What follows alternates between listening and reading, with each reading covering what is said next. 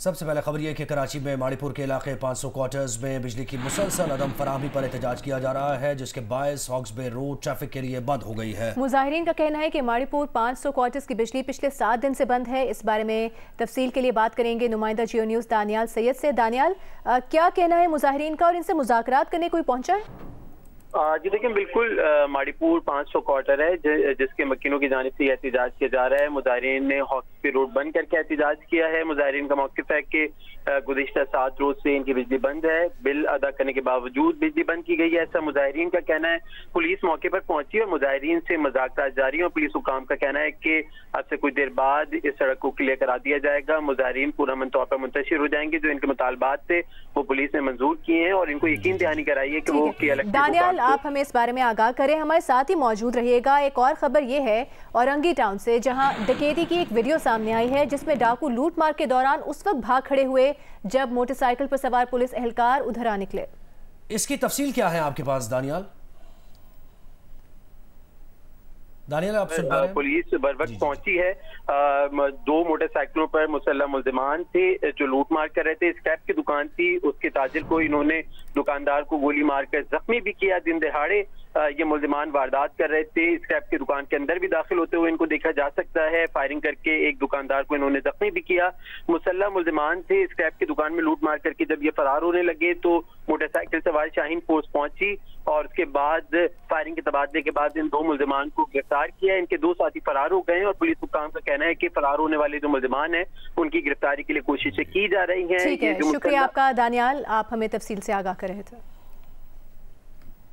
और सालगिरह की तकरीबात तो आपने बहुत सी देखी होंगी। लाहौर से जियो न्यूज़ की नुमाइंदा उम्मे फरवा आज हमें लाहौर के एक ऐसे शख्स की सालगिरह की तकरीब में ले जा रही हैं जिन्होंने अपने पोते पोतियों और नवासे नवासियों के हमरा 101वीं बहुत लकी हैं वो। आपको इस बारे में मजीद बताएंगी उम्मे फरवा अपनी इस रिपोर्ट में।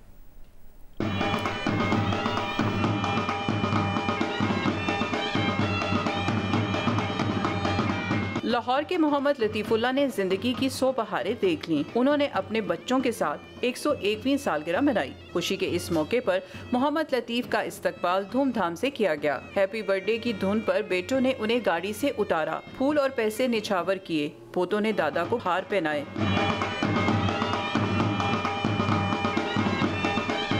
सालगिरह की तकरीब में मोहम्मद लतीफ के दोस्त अहबाब भी शरीक हुए। पर पोते ने परदादा की सालगिरह पर खुशगवार जज्बात का इजहार किया, जबकि बेटे ने बाप के लिए नगमा गुनगुनाया। मेरा दिल तुझको ही ढूंढता रहता है बेचारा।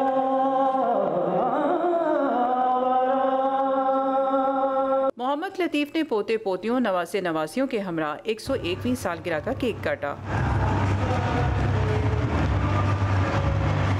उनके बड़े बेटे इरशाद भी अंजुम का कहना था कि वालिद ने उन्हें हमेशा मेहनत और सादगी का दर्स दिया है। मेरा यंग जनरेशन को यही मैसेज है कि प्लीज़ अगर आप कोई भी गोल अचीव करना चाहते हैं तो please take your parents are asset. I am so excited today, my father turned 1 years old। अहले खाना ने दुआ की है कि अल्लाह मोहम्मद लतीफ़ को हंसता बसता रखे। कैमरामैन खालिद खान के साथ उम्मे फरवा, जियो न्यूज़, लाहौर। जी जनाब, तो ये 101वीं उम्मे फरवा की रिपोर्ट थी। बड़ी दिलचस्प तकरीब थी ये, सालगिरह मनाई गई और 101 साल ये शख्स हैं और इन्होंने अपने पोते पोतियों नवासे नवासियों को बिल्कुल पूरा एहतमाम किया गया। बिल्कुल बैंड बाजा है, सब कुछ है। खुशी के इस मौके पर मोहम्मद लतीफ का इस्तकबाल। ये लाहौर के हैं 101 साल शख्स जिनकी सालगिरह मनाई गई और इन्होंने अपने पोते पोतियों नवासे नवासियों के हमरा अपनी सालगिरह धूमधाम से मनाई। सरबराह JUIF मौलाना फजल रहमान ने टाक के हल्के NA-43 से भी कागजात नामजदगी जमा करा दिए हैं। NA-43 से मौलाना असद महमूद ने भी कागजात नामजदगी जमा कराए हैं। Chairman Peoples Party Bilawal Bhutto Zardari के NA-127 से कागजात नामजदगी जमा करा दिए गए। साबिक वज़ीर आज़म शहबाज शरीफ के लाहौर के हल्का NA-123 से कागजात जमा कराए गए। हमजा शहबाज के कागजात नामजदगी NA-118 से जमा करवाया गया। जहांगीर खान तरीन ने कौमी असम्बली के 2 हल्कों NA-149 मुल्तान और NA-155 लोधरा से कागजात नामजदगी जमा करा दिए। जहांगीर तरीन ने सूबाई असम्बली के हल्के PP 227 लोधरा 3 से भी कागजात नामजदगी जमा कराए हैं। PTI रहनुमा लतीफ़ खोसा के कागजात नामजदगी NA-127 से जमा करा दिए गए। इसके अलावा लतीफ़ खोसा के NA-122 से भी कागजात नामजदगी जमा कराए गए हैं।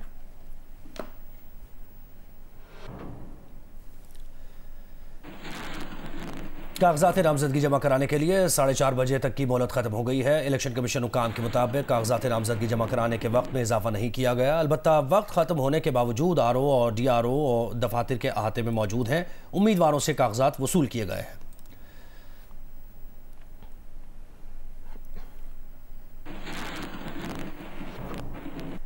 बलूचिस्तान के सूबाई इलेक्शन कमिश्नर एजाज अनवर चौहान का कहना है कि पोलिंग स्टाफ की तरबियत का अमल कल पीर 25 सितंबर से शुरू होगा।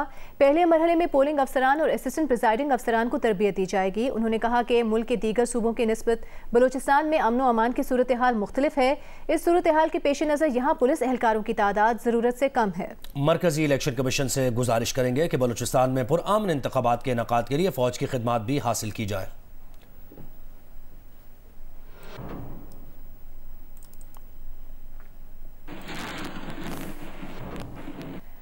अभी आपको बताएंगे, इलेक्शन कमीशन ने सियासी जमातों की ताज़ा तरीन फहरिस्त जारी कर दी है। इलेक्शन कमीशन ने पार्टी सरबराहान की फहरिस्त से बानी PTI का नाम हटा दिया है। नुमाइंदा जियो न्यूज़ नौशीन यूसुफ ने हमें ज्वाइन किया है। नौशीन, अहम खबर से मुताल्लिक बताइए। जी बिल्कुल, इलेक्शन कमीशन ने अब सियासी जमातों की ताज़ा तरीन जो फहरिस्त जारी की है, जिसमें 175 सियासी जमातें जो वो रजिस्टर्ड है, और इलेक्शन कमीशन ने पार्टी सरबराहान की फहरिस्त से PTI के बानी का नाम जो है हटा दिया। इलेक्शन कमीशन ने फहरिस्त में तहरीक इंसाफ को बगैर किसी क़यादत के जाहिर किया है, जबकि परवेज खट्टक की जमात जो है पाकिस्तान तहरीक इंसाफ पार्लियामेंटेरियन, उसको भी बतौर सियासी जमात जो है वो फहरिस्त में शामिल कर लिया गया। उसके चेयरमैन में जो है परवेज खट्टक का नाम मौजूद है। जी नौशीन हमें अपडेट कर रही हैं। इलेक्शन कमीशन ने सियासी जमातों की ताज़ा फहरिस्त जारी की है और इस फहरिस्त से बानी PTI का नाम हटा दिया गया है। बहुत शुक्रिया नौशीन, आपने डिटेल्स दी। यतीम बच्चों की किफ़ालत और बेहतरीन परवरिश करके अल-खिदमत फाउंडेशन इन यतीम बच्चों को माशरे का बेहतरीन फ़र्द बनाने में मसरूफ़ अमल है।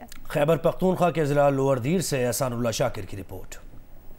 ये बच्चे यतीम हैं जिनके सरों से माँ बाप का साया उड़ गया है। ताहम गुज़श्ता 4 साल से अल-खिदमत के आगोश सेंटर में ये बच्चे ज़ेर किफ़ालत है। यहाँ इन बच्चों की तालीमी सरगर्मियों समेत ज़हनी तरबियत भी की जाती है। अगर ये बीमार हो जाए तो इनके इलाज में भी कोई कसर नहीं रखी जाती। हम आगोश के जरिए यहाँ यतीम बच्चों की सरपरस्ती कर रहे हैं, उनको सहूलियात फराहम कर रहे हैं, और ना इनको सहूलियात बल्कि इसके साथ साथ इनको बेहतरीन तालीम तरबियत भी दे रहे हैं। और हमारा मकसद ये है कि ये बच्चे यहाँ तालीम तरबियत हासिल करें और उनकी यहाँ ऐसे ग्रोमिंग हो जो मुस्तकबिल के चैलेंजेस से निमट भी सके और मुस्तकबिल में ये लीडरशिप का मुकाम हासिल करके माशरे की दुखी इंसानियत के लिए खुद आगे बढ़कर किरदार अदा कर सके। अल-खिदमत फाउंडेशन इन यतीम बच्चों के अलावा बेवाओं और उनकी यतीम बच्चों की भी भरपूर मदद करती है और उनके घर तक राशन पहुंचाया जाता है। आगोश सेंटर का माहौल ऐसा रखा गया है कि इस छत के आगोश में आकर एक यतीम बच्चा अपनी यतीमी का दुख भूल जाता है। आगोश सेंटर को हम अपना दूसरा घर ही समझते हैं। यहाँ पर हमारे तालीमी